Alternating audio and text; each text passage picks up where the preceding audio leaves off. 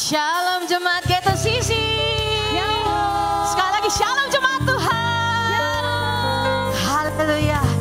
Saya yakin dan percaya ketika kita datang menyerahkan hidup kita untuk menyembah Tuhan, Tuhan berkuasa atas hidup kita. Amin. Amin.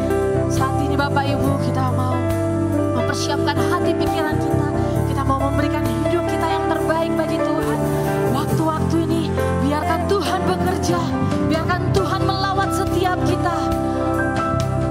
Kita mau buka hati kita di hadapan Tuhan.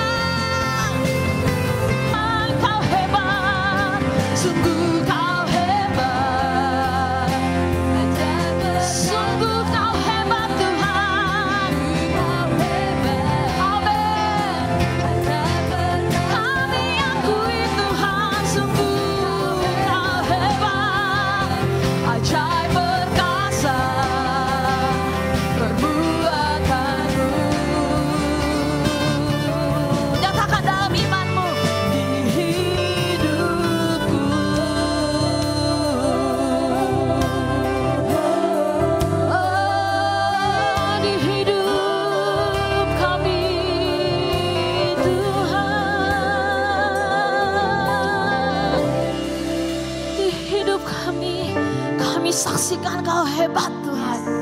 Dalam setiap langkah kami, perbuatan-Mu mengiringi hidup kami Tuhan. Bahkan sekalipun kami dalam kekelaman, bahkan sekalipun kami dalam lembah kekecewaan, kami tahu Tuhan, sekalipun seluruh dunia mengecewakan kami, Kau Tuhan yang tetap memegang tangan kami. Kami bawa hidup kami Tuhan, segala kepahitan, segala kekecewaan, segala permasalahan kami letakkan semua di bawah kaki-Mu. Satu fokus kami Tuhan, datang menyembah-Mu.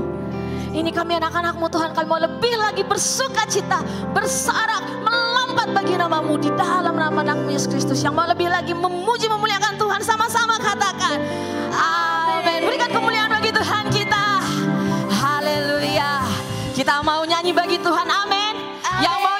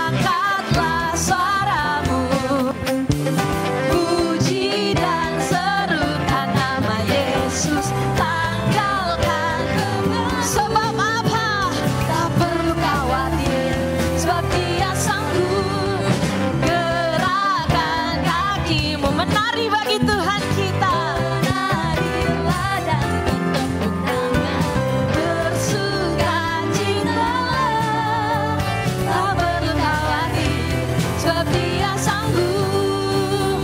Sekarang nyanyikan kebesarannya, Dia kuat dan penuh kuasa.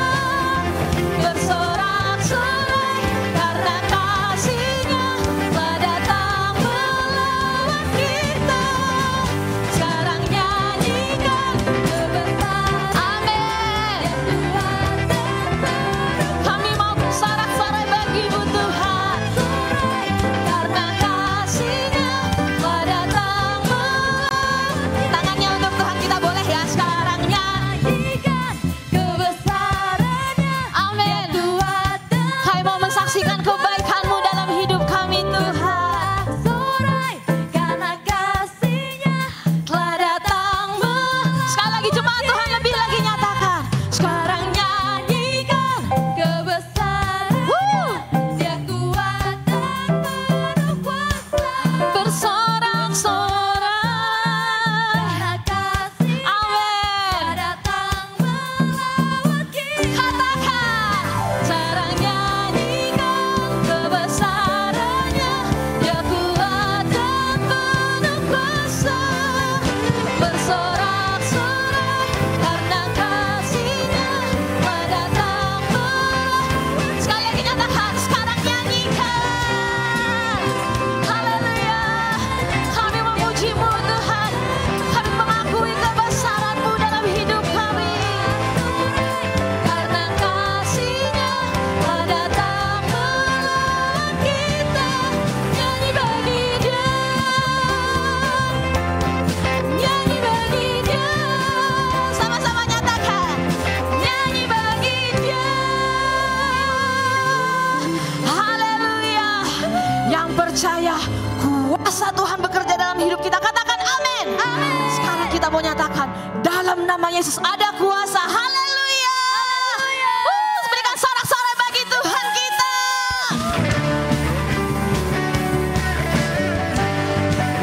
Kami percaya Tuhan, ketika kami menyatakan nama-Mu dalam hidup kami, kuasa-Mu bekerja bagi setiap kami Tuhan.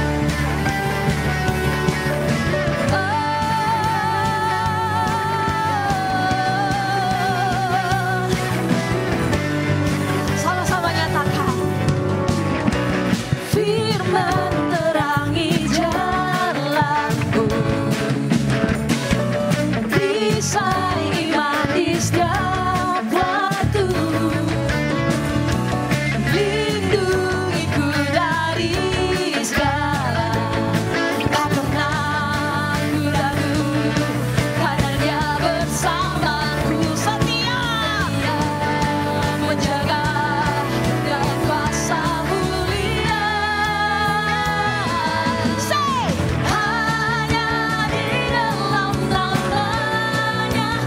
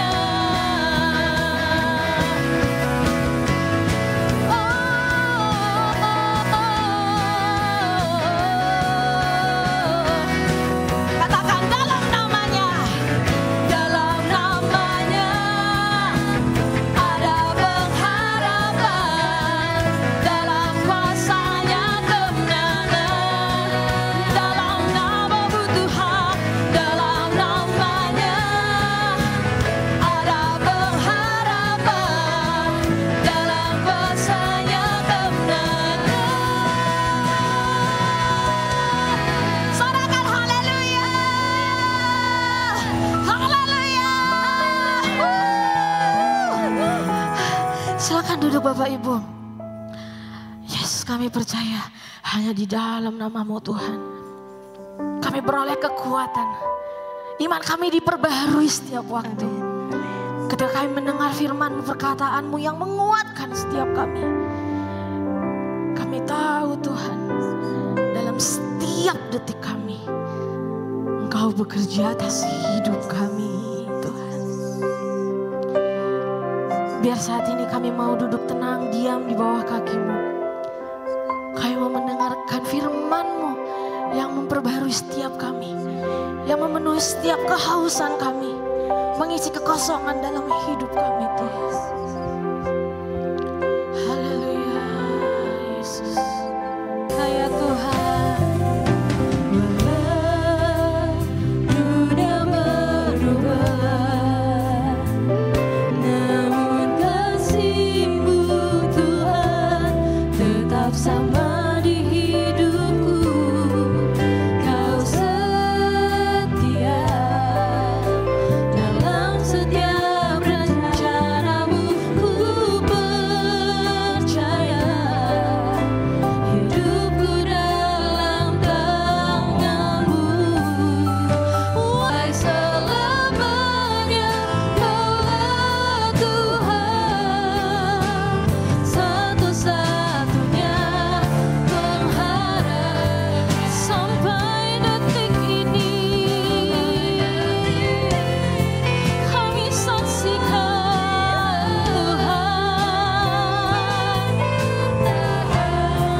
sempurna sampai selamanya. Kaulah Tuhan, satu-satunya.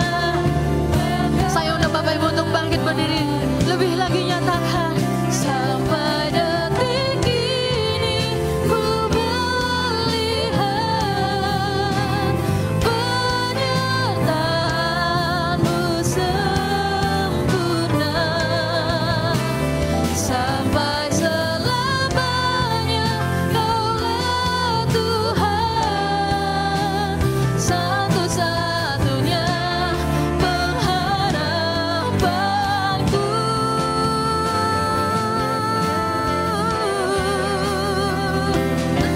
Kau kekuatan kami Tuhan, Kau pengharapan kami. Sekalipun kami lemah, sekalipun kami tak berdaya, tangan kuat-Mu yang menopang setiap kami Tuhan. Kami saksikan kebaikan-Mu, kami saksikan pekerjaan-Mu dalam setiap hidup kami. Kau baik, Kau teramat baik Tuhan. Sampai detik ini ku melihat.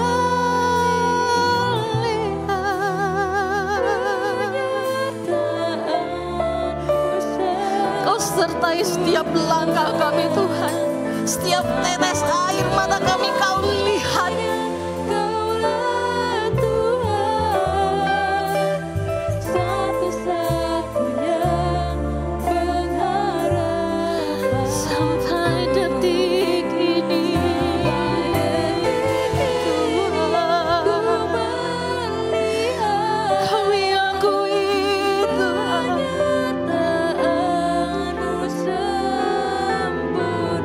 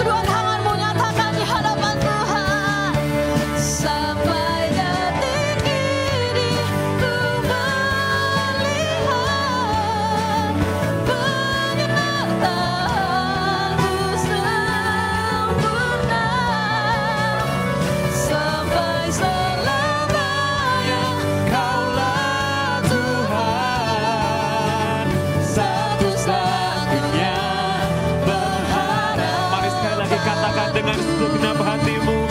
Sampai detik ini ku melihat penyertaan-Mu sempurna, perbuatan-Mu ajaib Tuhan. Oh, terima kasih Yesus. Sampai selamanya Kaulah Tuhan, satu-satunya pengharapanku, satu-satunya pengharapan. Sekali lagi katakan satu-satunya, satu-satunya harapanku. Berikan kemuliaan buat Tuhan kita. Benar Tuhan, Engkau satu-satunya pengharapan dalam hidup kami. Kepada siapa lagi kami berseru kalau bukan kepadamu Tuhan. Dan kami percaya bahwa Engkau Allah yang mendengar seruan kami. Engkau Allah yang hidup, yang menjawab doa-doa kami. Tuhan terima kasih. Engkau utus hamba-Mu di tengah-tengah kami, Pendeta Gideon. Kami mau buka telinga rohani hati kami. Kami mau disiram dengan air kehidupan itu Tuhan. Kami mau makan firman-Mu sampai kenyang. Dan hidup kami pulang menjadi manusia baru yang semakin berkenan di hadapan-Mu. Terima kasih Bapa. Di dalam nama Yesus sama-sama kita katakan amin. Silahkan duduk Bapak Ibu Saudara. Pagi hari ini kita akan dilayani oleh seperti biasa Bapak Ibu, ketika ada seorang hamba Tuhan pertama kali melayani di gereja kita, maka akan saya perkenalkan terlebih dahulu. Pagi ini kita akan dilayani oleh hambanya Pendeta Gideon dari Sinai Community Church. Dan beliau sudah menyelesaikan pendidikan Alkitabnya di STT Baptis Indonesia. Mari kita undang hambanya dengan sambutan hangat, dengan tepuk tangan. Bapak Pendeta Gideon Hadi.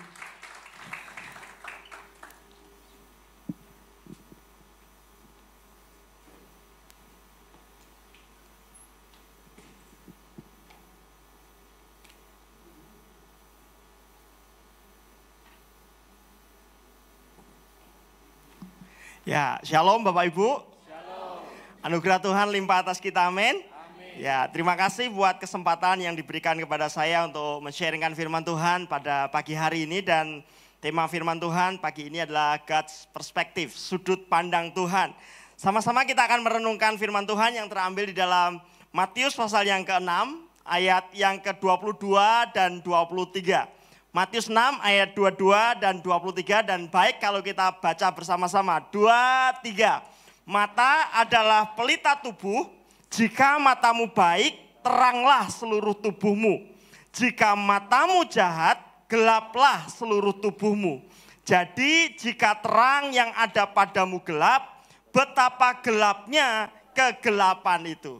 Bapak Ibu Saudara yang dikasih Tuhan, Tuhan menciptakan kita itu sebagai makhluk visual. Apa maksudnya? Yaitu makhluk yang berinteraksi dengan menggunakan mata. Mata kita ini luar biasa karena mampu menangkap paling tidak 4 megabyte setiap detiknya semua informasi. Jadi apa yang kita lihat, informasi itu kemudian diproses di kepala kita, dan akhirnya membentuk sebuah gambaran dalam imajinasi kita dalam 3 dimensi. Sewaktu-waktu dimunculkan. Jadi begitu kita pernah lihat, kita sebut itu, pasti muncul. Kalau saya katakan apel merah, gak mungkin yang ada di kepala kita jeruk yang keluar. Gak mungkin. Kalau saya menyebut pisang, langsung muncul. Kenapa? Pernah kita lihat. Jadi mata kita itu luar biasa. Sanggup menangkap begitu banyak informasi. Nah, Alkitab mengatakan bahwa mata kita adalah pelita bagi tubuh kita. Saya percaya ini enggak cuma sekedar bicara tentang mata jasmani kita, tapi ini juga bicara tentang bagaimana mata rohani kita. Ini bicara tentang gambaran apa yang kita lihat, gambaran apa yang kita miliki, tentang diri kita, tentang situasi yang kita alami. Gambaran itu masuk dalam imajinasi kita. Nah, Bapak Ibu Saudara yang dikasih Tuhan, masing-masing kita itu punya gambaran tentang diri sendiri, tentang kondisi kita. Misalnya, saya pinter, saya bodoh, saya malas, saya rajin. Itu gambaran yang ada di kepala kita. Atau situasi, kondisinya baik, kondisinya buruk, kondisinya menyenangkan, kondisinya membosankan, dan seterusnya. Nah, saya mau mengingatkan kepada kita, gambaran yang kita miliki itu seperti AC dalam ruangan ini. Sama seperti AC ini menentukan suhu udara, walaupun di luar itu panas, tapi AC ini yang menentukan, yang mengatur suhu ruangan. Tidak bisa lebih tinggi atau lebih rendah, sesuai dengan apa yang sudah ditetapkan. Nah, saya ingin mengingatkan kita, sama seperti AC dalam ruangan ini menentukan suhu ruangan. Gambaran yang kita miliki, baik tentang diri sendiri maupun situasi atau kondisi yang kita alami, itu menentukan kualitas hidup kita. Kita itu tidak akan pernah secara konsisten berada lebih tinggi atau lebih rendah sesuai dari gambaran yang kita miliki.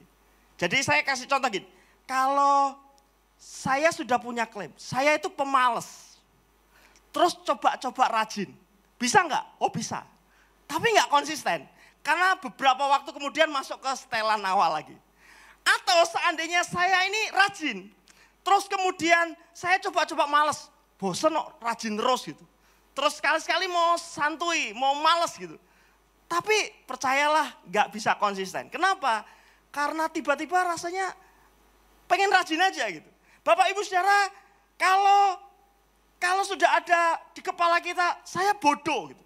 Terus berusaha pinter, bisa, tapi nggak konsisten.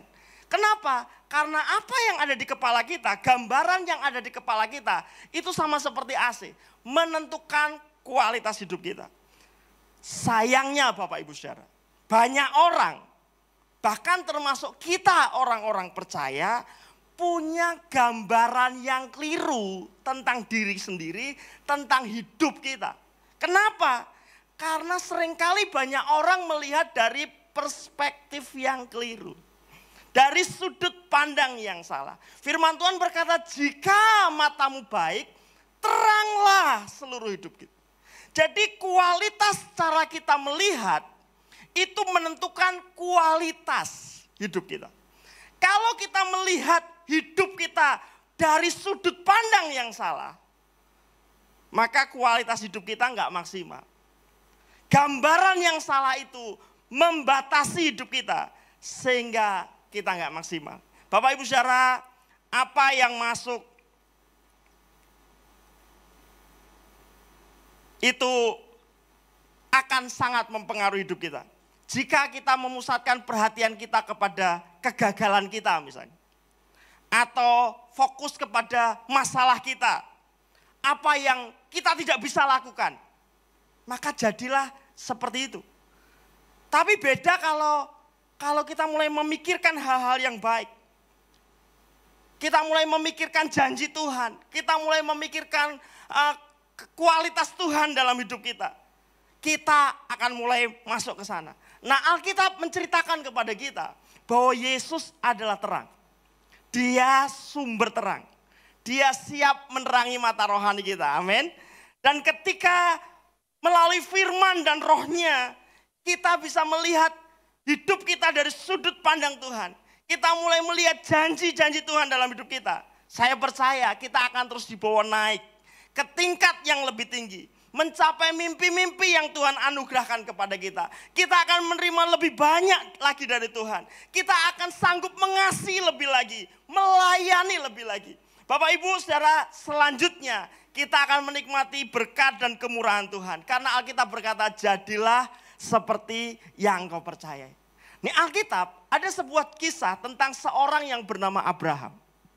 Satu waktu Tuhan mengunjungi Abraham dalam Kejadian pasal 12. Abraham keluar dari komunitasmu, keluar dari kampung halaman, keluar tinggalkan keluargamu. Aku akan menjadikan engkau bangsa yang besar. Aku akan membuat engkau berlimpah-limpah. Aku akan membuat engkau menjadi berkat bagi banyak orang. Pasal 12. Dan Abraham mempercayai Tuhan. Pada waktu itu Abraham berusia 75 tahun. Sarah 65 tahun. Abraham dijanjikan keturunan yang banyak.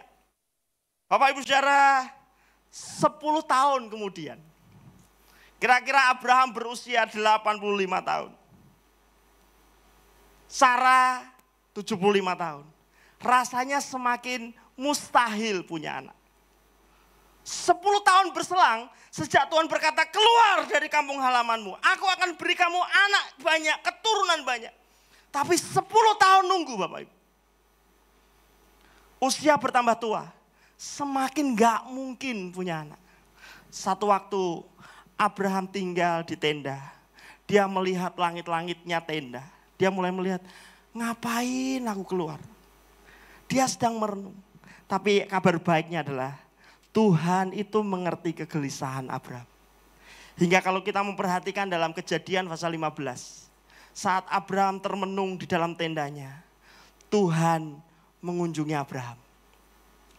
Tuhan menegaskan kembali, Abraham, akulah perisaimu, upahmu akan sangat besar. Kalau engkau mempercayai aku, engkau akan melihat kemuliaan Tuhan. Tapi meskipun Tuhan menegaskan kembali janjinya kepada Abraham, Abraham masih tetap berpikir bahwa dia akan mati tanpa punya anak. Bahwa seluruh kekayaannya akan diwariskan kepada hambanya yang bernama Eliezer. Nah Bapak Ibu Saudara, bagaimana Tuhan meyakinkan Abraham? Coba kita lihat di dalam Kejadian pasal 15 ayat yang kelima. Firman Tuhan berkata demikian. Lalu Tuhan membawa Abraham keluar serta berfirman, coba lihat ke langit, hitunglah bintang-bintang. Jika engkau dapat menghitungnya, maka firman-Nya kepadanya, demikianlah banyaknya nanti keturunanmu. Bapak Ibu Saudara, Tuhan menyuruh Abraham keluar dari kemahnya, melihat bintang-bintang di langit. Rupa-rupanya enggak cukup buat Abraham hanya sekedar mendengar. Abraham butuh visualisasi. Abraham butuh gambaran yang benar dalam pikirannya. Abraham butuh melihat dalam imajinasinya. Itu sebabnya Tuhan berkata, keluar dari tendamu. Tendamu terlalu sempit, keluar. Begitu Abraham keluar, dia melihat atapnya adalah langit. Dan dia melihat begitu banyak bintang. Dan Tuhan ngomong, coba kamu lihat bintang di langit. Hitung itu. Demikianlah banyaknya keturunanmu. Bapak Ibu, saat Abraham mulai melihat bintang, dia mulai mengimajinasikan betapa banyak anak-anak yang Tuhan janjikan dalam hidup. Lalu Alkitab mengatakan, percayalah Abraham. Dan saudara, ketika Abraham mulai membangun imannya kembali, Tuhan menggenapi. Mudah buat Abraham? Enggak. Prosesnya masih panjang loh. 15 tahun lagi sejak peristiwa Kejadian 15 itu. Abraham menanti janji Tuhan. Kapan janji itu digenapi? Ketika Abraham berusia 100 tahun. 15 tahun, waktu yang panjang, proses yang lama. Tapi pertanyaannya bagaimana Abraham tetap konsisten menjaga imannya? Sederhana saja, dia punya gambaran yang benar. Saat dia mulai melihat bintang, dia mengingat itulah janji Tuhan. Saat Abraham mulai lemah, Abraham mulai membayangkan betapa banyak anak-anaknya seperti bintang di langit.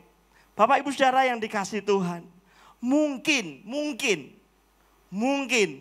alasan mengapa sampai hari ini kita belum mengalami yang terbaik dari Tuhan. Jangan-jangan karena kita melihat dari sudut pandang yang salah. Kita melihat dari sudut pandang manusiawi kita. Wah, nggak mungkin. Bisnisku kayaknya peluangnya kecil banget. Wah, pengalamanku kemarin gagal, udah sekian kali aku gagal. Rasanya mau nyoba lagi susah. Apalagi aku semakin tua, prospeknya semakin kecil. Wah, kesehatanku kayaknya semakin menurun. Seringkali kita melihat hidup kita, melihat kondisi kita berdasarkan mata jasmani kita. Melihat dari sudut pandang kemanusiaan kita. Tiba waktunya buat kita. Kita perlu melihat dari sudut pandang yang berbeda. Setuju, katakan amin. Kita mulai melihat dari perspektif Tuhan. Kita melihat bahwa Tuhanku besar. Tuhan yang mengasihi aku adalah Allah yang sangat baik. Amin Bapak Ibu. Sekalipun hari-hari ini kita sedang ada dalam lembah kekelaman mungkin. Kita mulai berkata, aku gak takut bahaya. Sebab Dia gembalaku yang baik. Tuhan menyediakan padang rumput yang hijau. air yang tenang. Bahwa sewaktu-waktu Tuhan izinkan aku berjalan dalam lembah kekelaman. Itu bukan situasi permanenku. Itu bukan rencana akhir Tuhan atas hidupku. Hidupku belum berakhir. Mari melihat Tuhan yang Maha Kasih, yang selalu menyediakan yang terbaik buat kita. Dan tidak hanya itu, mari melihat Tuhan yang Maha Kuasa, yang pasti sanggup memenuhi seluruh janjinya. Amin. Tidak ada yang mustahil bagi Tuhan. Tinggal kemana arah mata kita. Kalau kita hanya melihat masalah kita. Kalau kita hanya melihat kegagalan kita. Kalau kita hanya melihat batas-batas kemampuan kita. Ya cuma sampai segitu doang hidup kita. Tapi ketika kita mulai melihat Allah yang tak terbatas, Allah yang maha besar, Allah yang berkata, aku memberkati engkau berlimpah-limpah, aku menyertai engkau sampai kesudahan zaman. Itu artinya kita enggak perlu takut menghadapi apapun. Abraham masih harus terus berproses. Abraham masih terus berjuang 15 tahun berikutnya. Usianya semakin tua, istrinya semakin gak mungkin punya anak. Tapi saat Abraham memandang bintang, dia berkata, ya itu gak mungkin kalau lihat. Tapi kalau aku lihat bintang, aku ingat Tuhan janji aku mau punya anak banyak. Dan jadilah seperti yang kau percaya. Di dalam kitab Roma di sana dikatakan, Tuhan melihat iman Abraham itu sebagai kebenaran. Dan tidak hanya bagi Abraham, tetapi juga bagi kita yang belajar mempercayai Tuhan. Pastikan kita punya gambaran yang benar dalam hidup kita. Kita memandang hidup bukan berdasarkan mata duniawi kita, mata manusiawi kita. Tapi kita melihat dari sudut pandang Tuhan. Ada satu kisah lain di Alkitab yang menceritakan di dalam kitab Bilangan. Ayat 6 tadi mengatakan, lalu percayalah Abraham kepada Tuhan. Maka Tuhan memperhitungkan hal itu kepadanya sebagai kebenaran. Dan kitab Roma tadi mengatakan tidak hanya Abraham, tapi juga berlaku buat kita. Bilangan 21 ayat yang keempat dan keenam. Ada satu kisah lagi yang saya bagikan kepada kita. Setelah mereka berangkat dari Gunung Hor, berjalan ke arah Laut Teberau untuk mengelilingi tanah Edom. Maka bangsa itu tidak dapat lagi menahan hati di tengah jalan. Lalu mereka berkata-kata melawan Allah dan Musa. Mengapa kamu memimpin kami keluar dari Mesir? Supaya kami mati di padang gurun ini. Sebab di sini tidak ada roti dan tidak ada air. Dan akan makanan hambar ini kami telah muak. Lalu Tuhan menyuruh ular-ular tedung ke antara bangsa itu yang memagut mereka sehingga banyak dari orang Israel yang mati. Bapak Ibu, kalau kita membaca kisah ini sebenarnya Israel sedang dibawa ke arah yang lebih baik. Saat mereka ada di dalam penjajahan Mesir, mereka diperbudak oleh bangsa Mesir. Mereka begitu menderita, mereka berseru-seru kepada Tuhan. Lebih dari 400 tahun mereka berseru-seru kepada Tuhan. Dan oleh karena kemurahan Tuhan, Tuhan membebaskan mereka dari perbudakan Mesir. Tapi kabar baiknya, Tuhan gak stop di situ. Tuhan gak cuma sekedar, ya udah kamu sekarang udah bebas dari perbudakan, terserah kamu. Enggak. Tuhan memberi jauh lebih besar dari apa yang pernah mereka doakan dan harapkan. Mereka hanya berseru, Tuhan bebaskan kami dari perbudakan. Tapi Tuhan gak berhenti sekedar membebaskan mereka. Tuhan menyediakan tanah perjanjian. Tuhan menyediakan tempat di mana seluruh janji Tuhan digenapkan. Tanah Kanaan itu. Tapi Bapak Ibu Saudara, dari keluar dari Mesir, masuk tanah perjanjian, mereka harus melewati padang gurun. Di Mesir semua serba kekurangan. Apa-apa enggak ada karena mereka budak. Tapi di perjalanan itu semua serba pas. Mereka butuh makan, Tuhan sediakan mana. Mereka pengen daging, Tuhan sediakan burung puyuh. Mereka butuh air, Tuhan sediakan. Mereka butuh payung, Tuhan sediakan tiang awan dan tiang api. Semua disediakan, cuma dalam batas-batas tertentu. Karena Tuhan ingin mereka terus melanjutkan perjalanan. Sampai tanah Kanaan, sampai tanah perjanjian, sampai tempat di mana seluruh janji Tuhan digenapkan dalam hidup mereka. Israel sedang dibawa ke arah yang lebih baik. Tapi sayangnya mereka nggak melihat dari sudut pandang Tuhan. Yang mereka lihat hanyalah kesusahan, masalah. Kalau Bapak Ibu memperhatikan ayat 4 dan 5 Alkitab berkata, mereka tidak dapat lagi menahan hati di jalan. Karena yang mereka lihat cuma panas, terbatas, gak ada yang baik, gak bisa bercocok tanam. Dan mana ini kami udah bosan dengan makanan yang seperti ini. Dan ketika mereka hanya melihat kesusahan dan masalah, jadilah seperti yang mereka percayai. Karena Alkitab mencatat dalam ayat ke-6, maka datanglah ular-ular tedung itu, memagut mereka, sehingga banyak dari mereka yang mati. Itu kayak seperti gini, rumah saya jelek, dan saya nggak bisa renov karena saya nggak punya modal. Nggak ada dana untuk renov rumah saya. Terus tiba-tiba ada orang yang super kaya, nggak cuma super kaya, baik hati sama saya. Jadi kan kadang-kadang ada orang yang baik sama kita, tapi nggak bisa nolong kita. Aduh Pak, kasihan ya Pak, tapi cuma kasihan doang gitu. Nggak bisa ngapa-ngapain, podo kerene mungkin. Tapi ada juga orang yang punya gitu, bisa gitu, tapi nggak peduli gitu. Nah, seandainya rumah saya jelek, rusak, nggak layak saya tempati, terus kemudian ada orang yang baik hati dan super kaya yang bisa nolong saya. Terus ngomong gini, Pak Gideon, melas banget jenengan itu. Kasihan sekali Anda itu. Ya udah, saya renov ya Pak, saya bangun ya Pak. Ya, oke, saya senang. Karena ada orang yang super baik, dia mengasihi saya, dia mampu. Tapi pas tukangnya datang, renov rumah saya, terus saya ngomel. Rumah kok jadi debu semua. Kalau saya yang jadi orang kaya tak tinggal. Itu kira-kira Bapak. Kita sedang direnov Tuhan, kita sedang didandani sama Tuhan, tetapi kemudian kita ngomel. Bapak Ibu percayalah, setiap kali ada renovasi, setiap ada perbaikan, itu tujuannya ke arah yang lebih baik. Yang setuju katakan amin. Tapi pas proses renovnya, itu enggak pernah menyenangkan. Tahun kemarin gereja kami sedang dibongkar untuk ruang sekolah minggu jadi 2 lantai. 8 bulan. Anak-anak sekolah minggu semua harus menyesuaikan diri. Kalau ibadah harus melakukan persiapan yang lebih banyak dari sebelumnya. Karena memang dibongkar, dibangun. Itu enggak nyaman. Tetapi ketika kita lihat, ini enggak selamanya. Satu waktu pasti selesai dan kami akan bersuka cita. Itu membuat kami lebih sabar. Walaupun ada debu harus ada penyesuaian yang gak nyaman, tapi oke.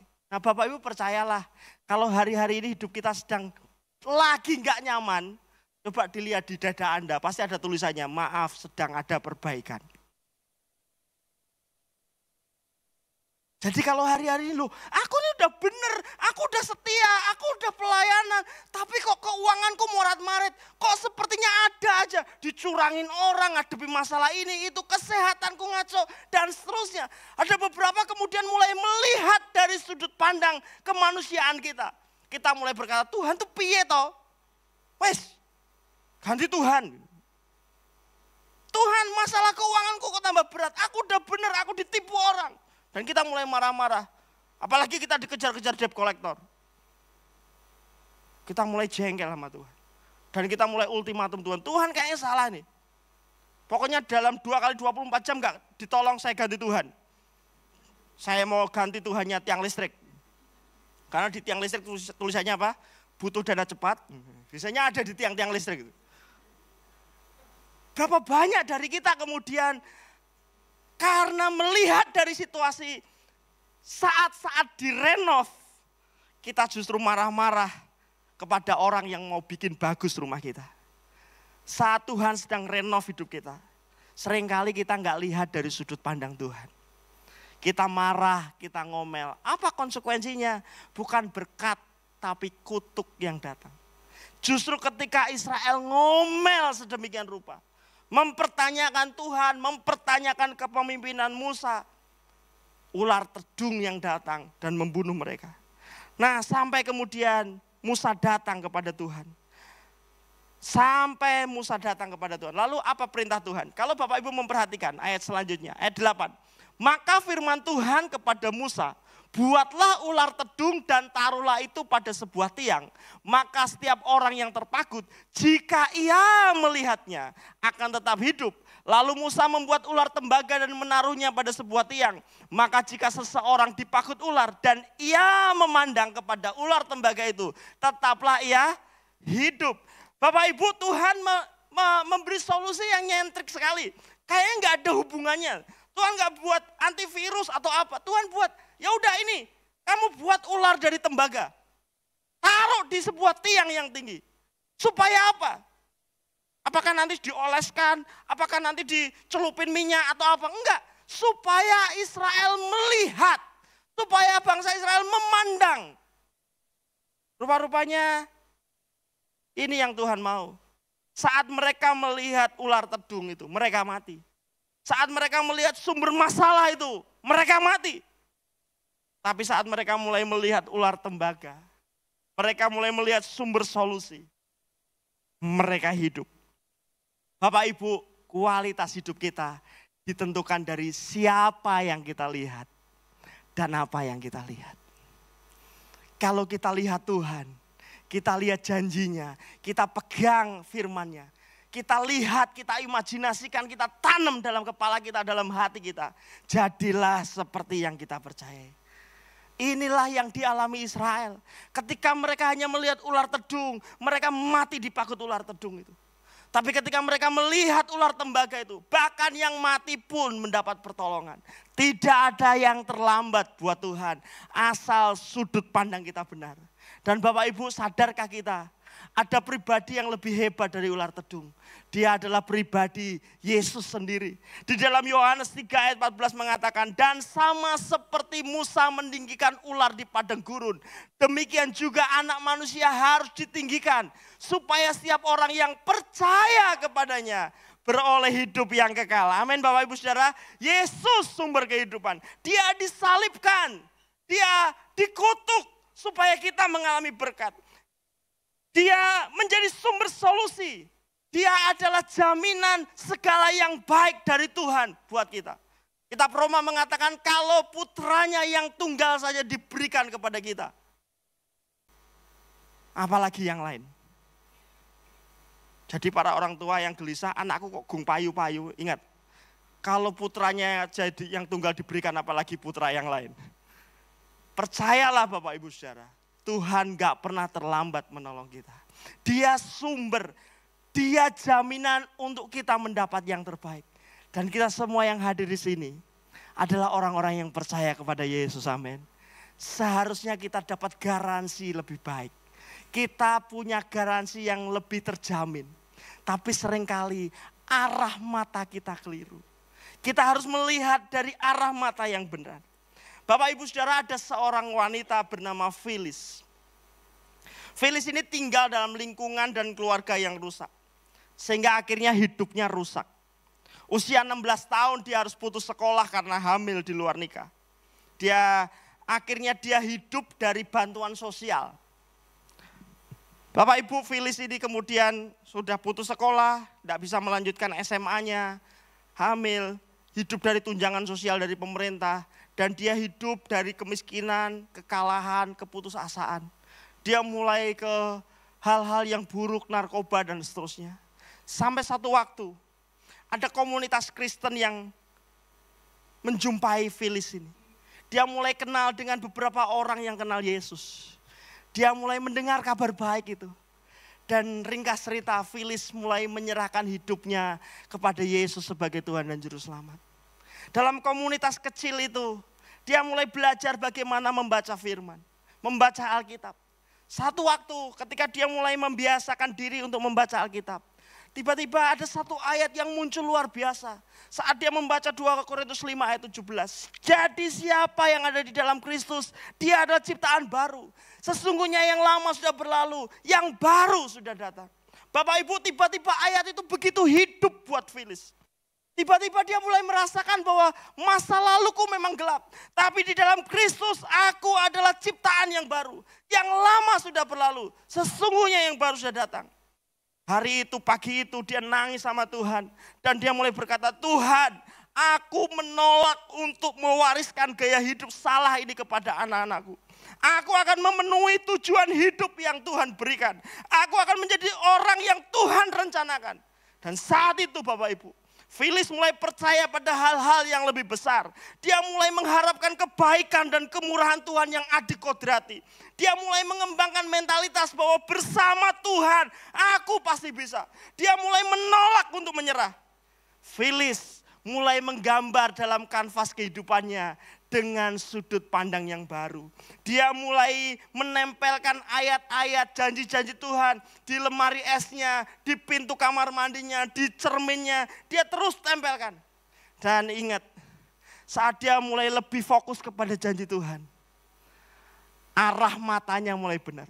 Bapak Ibu, saya ingin memberitahu kepada kita hanya bisa bergerak secara konsisten kemana arah mata kita.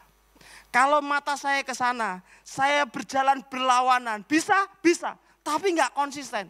Mau sampai kapan saya jalan mundur terus? Satu waktu pasti saya nggak akan pernah konsisten.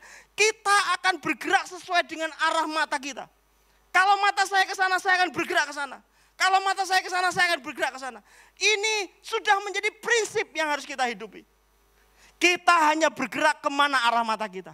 Sekarang, kalau arah mata kita hanya tertuju pada kegagalan, kekalahan, keterbatasan kita, maka kita hanya akan berjalan ke sana. Jadilah seperti yang kita percayai. Tapi ketika arah mata kita mulai memandang janji Tuhan, mulai melihat kebenaran, mulai melihat anugerah Tuhan, mulai melihat kemurahan Tuhan, jadilah seperti yang kita percayai. Ketika mata melihat keputusasaan, mata kita melihat kegagalan, kita akan bergerak ke sana. Tapi saat kita melihat janji Tuhan, melihat pengharapan, kita akan bergerak ke sana. Filis memilih untuk melihat Tuhan dan janjinya. Dan hidupnya mulai bergerak sesuai arah matanya. Tuhan membuka kesempatan.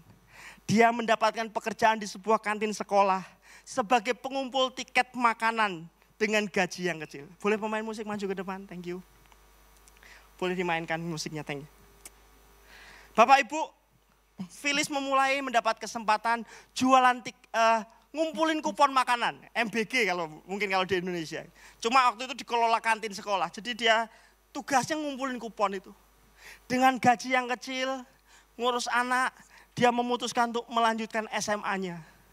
Lulus SMA, dia lanjutin S1-nya. Gampang? Enggak. Pagi kerja, sore dia kuliah, ngurus anak.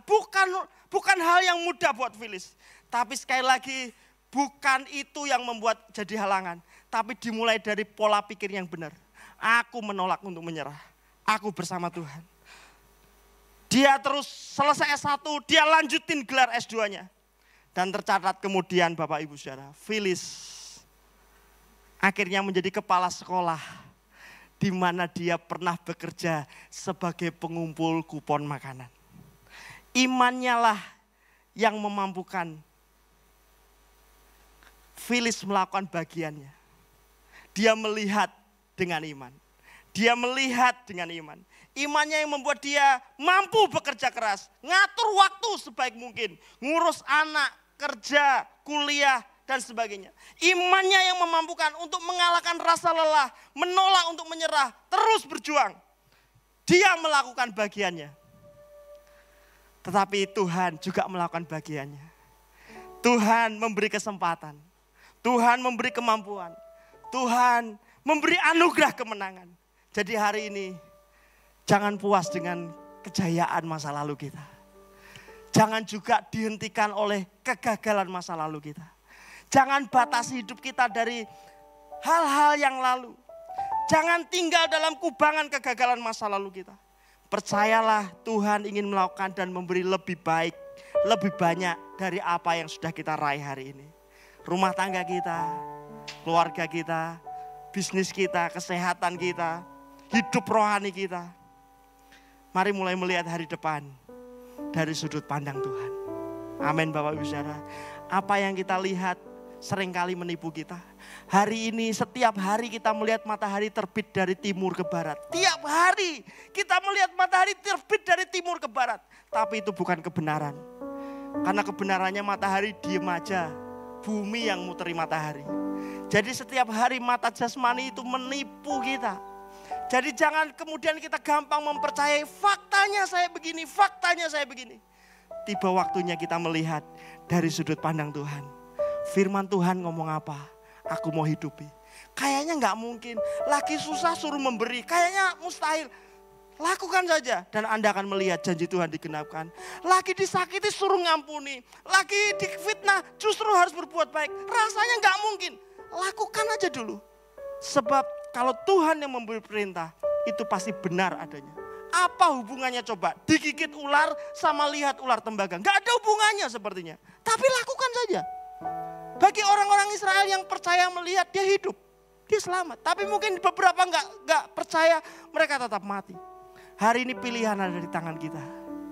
Anda, saya, masihkah kita mau terus melihat berdasarkan fakta, kenyataan. Atau kita mulai memilih untuk melihat apa janji Tuhan. Dia tidak pernah berubah. Firman-Nya ya dan amin.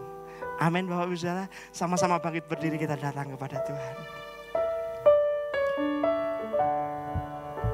Sebab aku percaya bukan karena melihat, namun karena firman-Mu yang selalu digenapi di hidupku.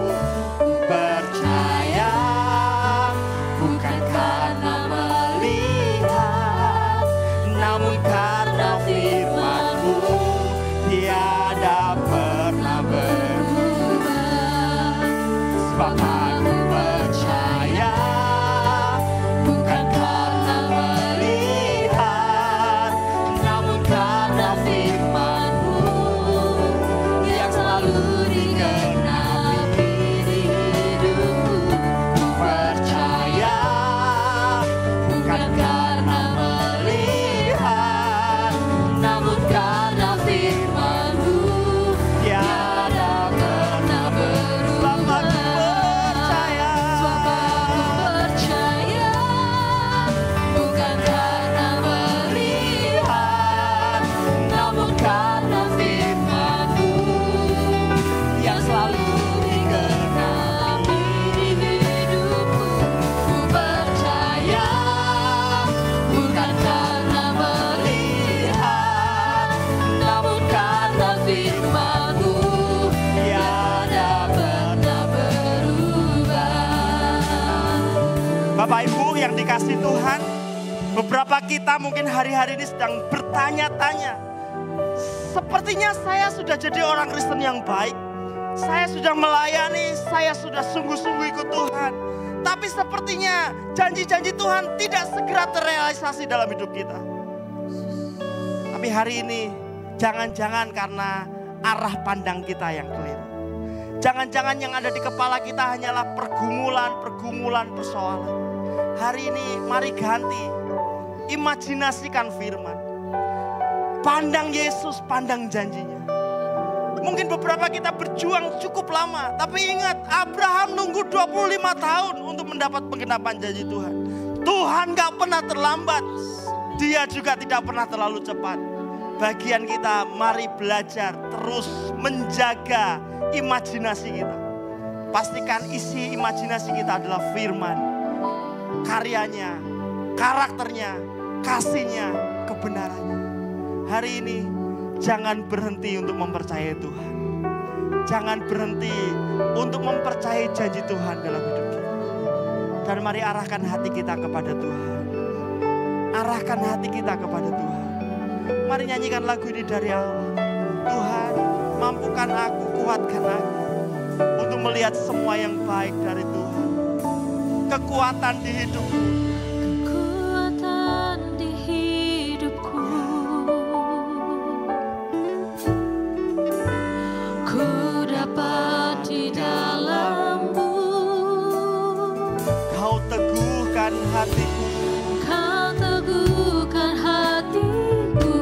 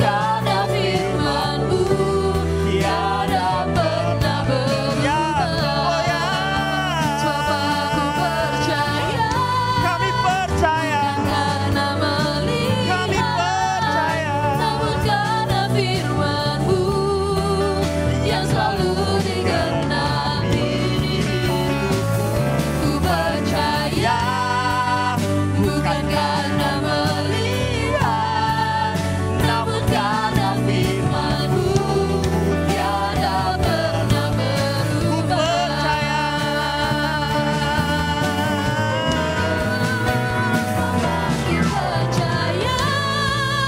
bukan karena melihat, namun karena firman-Mu tiada pernah menggenapi hidupku.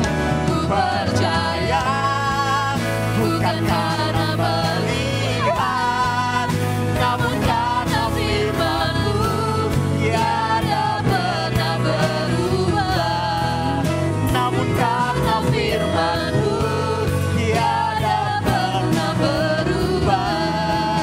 Namun karena firman-Mu tiada pernah berubah. Haleluya. Haleluya. Kami bawa hidup kami kepadamu Tuhan. Ampuni kami bila mana kami gagal fokus. Seringkali arah pandang kami membuat kami kehilangan penggenapan janji Tuhan dalam hidup kami. Hari ini kami mau memandang Engkau, Allah yang besar, Allah yang mengasihi kami, Allah yang sanggup menolong kami. Kami mau memandang Engkau, Allah yang janji-Mu ya dan amin. Kami mau terus pegang teguh janji-Mu. Biar hari-hari kami adalah hari-hari yang penuh dengan firman-Mu. Dan kiranya Roh-Mu yang kudus menerangi hati kami, mengurapi kami. Hingga kami boleh menangkap pesan Tuhan dengan jelas di setiap langkah hidup kami. Kami percaya firman-Mu itu menjadi pelita bagi kaki kami, terang bagi jalan-jalan kami. Dan kami percaya kemenangan demi kemenangan ada di depan kami. Kemuliaan demi kemuliaan ada di depan kami. Kami bersyukur Tuhan, karena yang terbaik masih ada di depan kami. Goreskan firman-Mu dalam hati dan hidup kami. Dalam nama Yesus kami berdoa dan bersyukur. Semua yang percaya katakan amin. Sekali lagi beri tepuk tangan yang terbaik. Silakan duduk. Waktu selanjutnya saya kembalikan. Tuhan Yesus memberkati.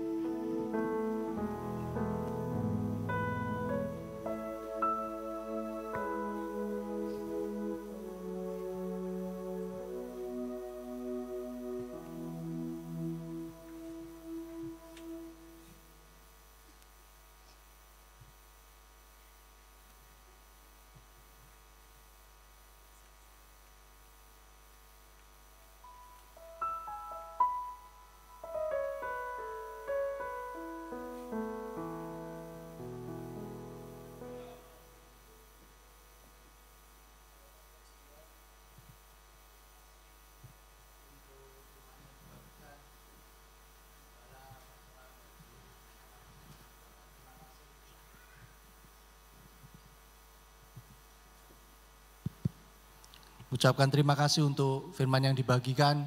Buat saya pribadi, firman yang dibagikan sangat clear sekali, sangat jelas, sangat luar biasa. Terima kasih Pastor, Tuhan akan memberkati semua yang Pastor lakukan, berkati lebih lagi. Mohon perhatiannya untuk info gereja sepekan, mari dukung dalam doa pelayanan Abuna dan Abuni.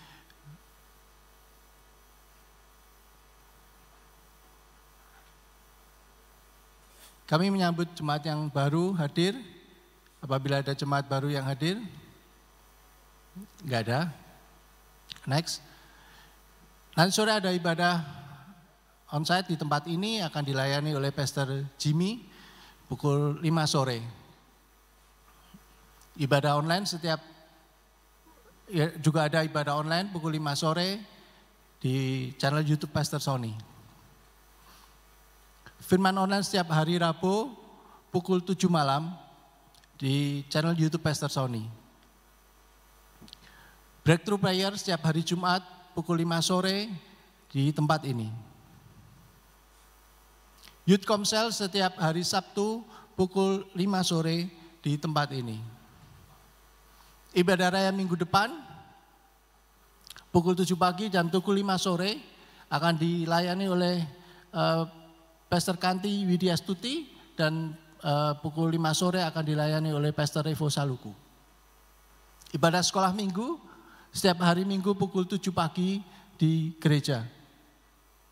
Menghimbau kepada Bapak, Ibu, Saudara ataupun ada anggota yang sedang demam, flu, batuk, pilek tidak diperkenankan untuk mengikuti ibadah secara onsite. Harap mengikuti ibadah secara online. Tetap menerapkan protokol kesehatan dimanapun kita berada serta beraktivitas. Gereja mengucapkan happy birthday dan happy anniversary kepada jemaat yang berulang tahun. Demikian info gereja sepekan. Selamat hari Minggu, Tuhan Yesus memberkati. Shalom.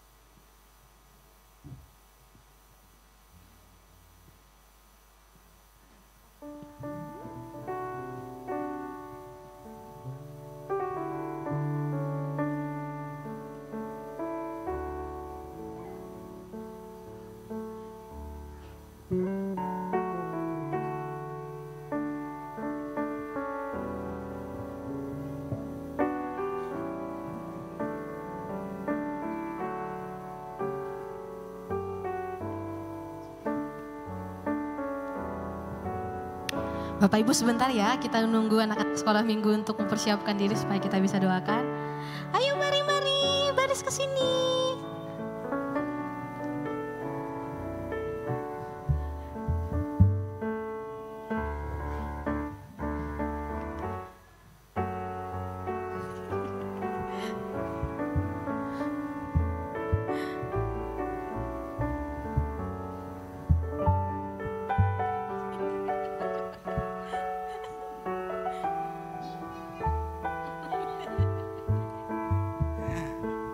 Baik, bolehkah Bapak Ibu sekali lagi bangkit berdiri, kita akan doakan anak-anak kita. Ayo kita berdoa ya.